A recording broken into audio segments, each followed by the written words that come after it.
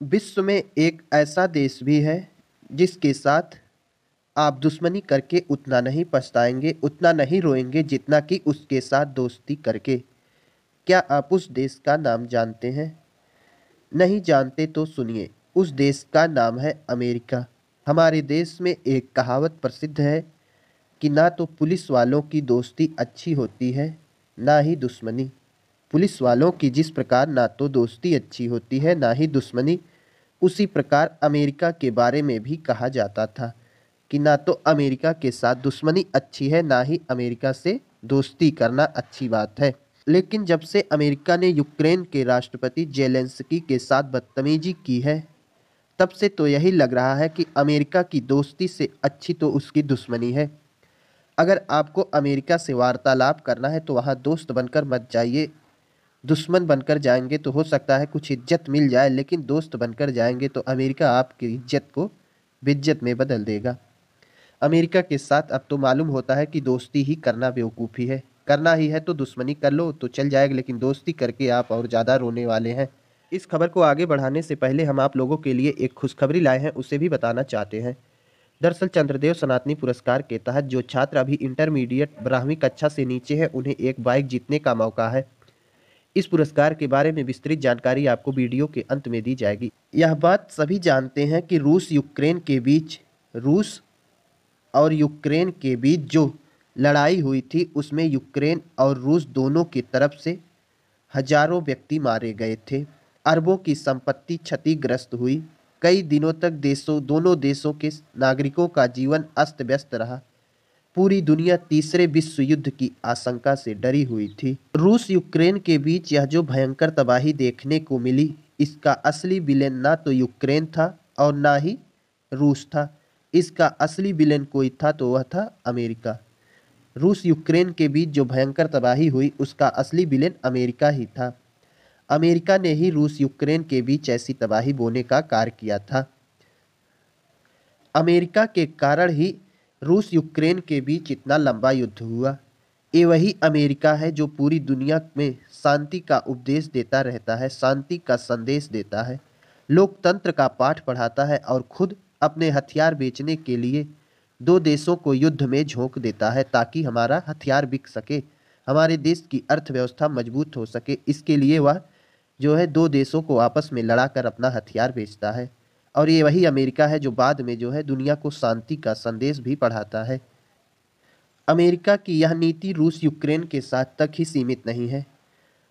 आपको अरब प्रायद्वीप में इजराइल और गाजा के बीच जो संघर्ष दिखाई देता है, आपने अभी देखा होगा कि अरब प्रायद्वीप में इजराइल और गाजा के बीच बीच काफ़ी भयंकर युद्ध हुआ था। इसमें भी असली कारण अमेरिका ही था, असली विलेन अमेरिका ही था। यहाँ भी अमेरिका की नीति थी कि दो देश आपस में खूब लड़े ताकि हमारा हथियार सप्लाई हो सके। अमेरिका जो लोकतंत्र का संरक्षक बनता है, खुद को दो लोकतंत्र का संस्थापक बताता है, लोकतंत्र का संरक्षक बताता है, आज उसी अमेरिका की देन है जो बांग्लादेश में लोकतंत्र की हत्या करके तानाशाही सरकार की स्थापना कर दी गई है। अमेरिका जो कहता है कि हम लोकतंत्र के रखवाले हैं, आज उसी अमेरिका की देन है कि बांग्लादेश में लोकतांत्रिक सरकार को समाप्त करके तानाशाही सरकार वहां पर बैठा दी गई है। बांग्लादेश की पूर्व पीएम शेख हसीना जो कि लोकतांत्रिक ढंग से सरकार चला रही थी, जब उनसे अमेरिका ने बंगाल की खाड़ी में एक द्वीप माना तो उन्होंने मना कर दिया। यही है बांग्लादेश की पूर्व पीएम शेख हसीना। इनसे ये जो लोकतांत्रिक ढंग से सरकार चला रही थी, जब इनसे अमेरिका ने एक द्वीप मांगा बंगाल की खाड़ी में, कहा कि एक द्वीप हमें दे दो, तो इन्होंने साफ इनकार कर दिया, कहा कि हम अपनी संप्रभुता आपको नहीं सौंप सकते। तो ऐसी स्थिति में अमेरिका ने बांग्लादेश में खूनी खेल खेलकर वहां से पीएम शेख हसीना को देश छोड़कर भागने के लिए मजबूर कर दिया और वहां पर जो है मोहम्मद यूनुस के नेतृत्व में तानाशाही सरकार की स्थापना कर दी। ऐसे में कोई बुद्धिहीन प्राणी ही होगा जो अमेरिका को अब लोकतंत्र का रखवाला मानेगा, क्योंकि अमेरिका लोकतंत्र का रखवाला नहीं बल्कि अपने राष्ट्रीय हितों का रखवाला है। उसका जहां राष्ट्रीय हित होगा वहां वैसे ही कार्य करेगा। अगर किसी देश में लोकतंत्र की हत्या करके तानाशाही सरकार स्थापित करने से अमेरिका का राष्ट्रीय हित अच्छा होता है तो वहां पर जो है वह तानाशाही सरकार लागू कर देगा। इसका स्पष्ट परिणाम बांग्लादेश में, इसका स्पष्ट जो है उदाहरण बांग्लादेश में आप देख सकते हैं। अमेरिका की नीचता की हद तो तब हो गई जब अमेरिका के कहने पर यूक्रेन के राष्ट्रपति जेलेंस्की ने रूस के साथ युद्ध तक लड़ा और अमेरिका के हथियार खरीदने का अड्डा बना, अपने नागरिकों को मौत के मुंह में ढकेल दिया। अमेरिका के कहने पर यूक्रेन ने जो है अपने देश की अर्थव्यवस्था को दशकों पीछे कर दिया।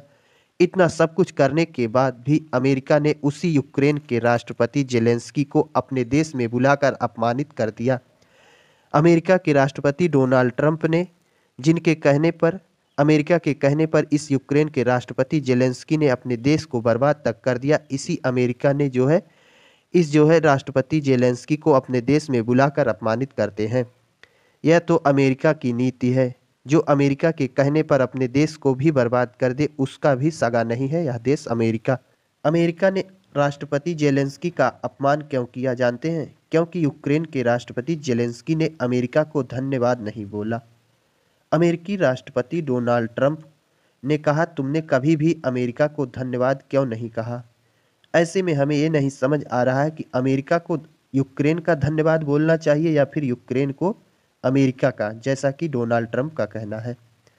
क्योंकि युद्ध के मुंह में अमेरिका ने यूक्रेन को ढकेला, अरबों का हथियार अमेरिका का बिका, युद्ध से अमेरिका की अर्थव्यवस्था मजबूत हुई, अमेरिका का जो दुश्मन देश रूस था वह कमज़ोर भी हुआ।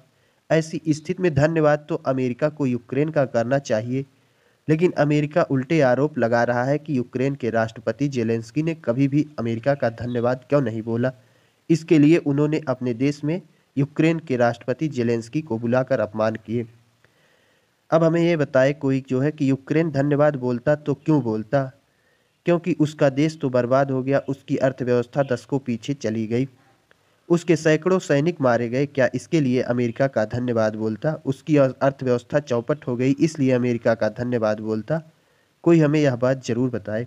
लेकिन फिर भी यूक्रेन के राष्ट्रपति जेलेंस्की को अमेरिका ने अमेरिकी यात्रा पर बुलाकर जबरदस्ती धन्यवाद बुलवा ही लिया। जबरदस्ती जो है अमेरिकी राष्ट्रपति डोनाल्ड ट्रंप ने जेलेंस्की से धन्यवाद बुलवा ही लिया है। यूक्रेन के राष्ट्रपति जेलेंस्की ने अमेरिकी यात्रा के दौरान उन्होंने जो है अमेरिका का धन्यवाद करते हुए कहा, हमारा अस्तित्व बनाए रखने में अमेरिका का सहयोग अहम था और मैं इसे स्वीकार करना चाहता हूँ। तीखी वार्ता के बावजूद हम रणनीतिक साझीदार रहेंगे, लेकिन हमें अपने साझा लक्ष्यों को सही मायने में समझने के लिए एक दूसरे के साथ ईमानदार और स्पष्ट रहने की ज़रूरत है। आखिर में यहाँ पर इन्होंने स्वीकार ही कर लिया कि हमारी रक्षा अमेरिका ने किया था, जबकि अमेरिका ने इन्हें पूरी तरीके से बर्बाद करने का कार्य किया है। उसके बाद भी अमेरिका का इतना दबदबा है कि उसके खिलाफ बोलने के बजाय ये जो है उसकी जो है अहमियत को स्वीकार करते हैं। अगर आप खुद या आपके परिवार में कोई भी ऐसा बालक या बालिका जो अभी इंटर पास नहीं किया है या फिर इंटर में इस बार एडमिशन लेने जा रहा है या फिर इससे नीचे 11th 10th 9th में है, तो उसे चंद्रदेव सनातनी पुरस्कार के तहत एक बाइक जीतने का मौका है। इस पुरस्कार का उद्देश्य केवल बाइक प्रदान करना नहीं, बल्कि आपको अधिकारी से लेकर चपरासी तक की सरकारी नौकरी के योग्य बनाना है। क्योंकि इंटरमीडिएट में जितना पढ़ाया जाता है, अगर आप ध्यान से सब पढ़ लें तो अधिकारी से चपरासी बनने तक की सभी नौकरी के लिए पर्याप्त है। लेकिन देखा जाता है कि अधिकतर छात्र जो है इस इंटरमीडिएट तक की पढ़ाई को गंभीरता से नहीं लेते, क्योंकि उन्हें लगता है कि यह केवल एक डिग्री तक की पढ़ाई है। एक डिग्री के लिए वो पढ़ते हैं और ज़्यादा ध्यान से नहीं पढ़ते। ऐसे में तैयारी जो है नहीं हो पाती है। एक डिग्री रख लेते हैं लेकिन नॉलेज शून्य बराबर होता है। इस पढ़ाई को रोचक और आकर्षक बनाने के लिए, छात्रों की रुचि बढ़ाने के लिए चंद्रदेव सनातनी पुरस्कार के तहत एक बाइक जो है प्रदान की जाएगी। यह पुरस्कार अभी जो है पहली बार लागू किया जा रहा है, तो ऐसे में इस एक बार डेमो के तौर पर इसे यूपी, बिहार, एमपी, झारखंड जैसे 4 राज्यों में ही लागू किया जाएगा। आने वाले समय में इसे देश के सभी राज्यों में लागू कर दिया जाएगा। ऐसी स्थिति में जो भी छात्र यूपी, बिहार, एमपी, झारखंड से हैं और इस बार इंटर में एडमिशन लेने जा रहे हैं, जो अगली बार इंटर की परीक्षा में शामिल होंगे, उन्हें अपने राज्य में पहला या दूसरा स्थान लाना पड़ेगा। और जो भी छात्र अपने राज्य में पहला या दूसरा स्थान लाएगा उसे एक अन्य परीक्षा में शामिल किया जाएगा। उस परीक्षा में जो ज़्यादा अंक हासिल करेगा उसे चंद्रदेव सनातनी पुरस्कार के तहत एक बाइक प्रदान की जाएगी। ऐसी स्थिति में जो छात्र अभी 11th 10th 9th में है, उनके पास तो काफ़ी समय है इंटरमीडिएट तक पहुँचने में, लेकिन जो इस बार इंटर में एडमिशन करवाने जा रहे हैं उनके पास केवल 1 ही साल का समय है। ऐसे में इस पुरस्कार को जीतने के लिए उन्हें काफ़ी मेहनत से पढ़ाई करने की ज़रूरत है। तो उन तक यह सूचना ज़रूर शेयर कर दें ताकि वो जो है साल भर खूब मेहनत से पढ़ाई करके चंद्रदेव सनातनी पुरस्कार जीत सकें। धन्यवाद।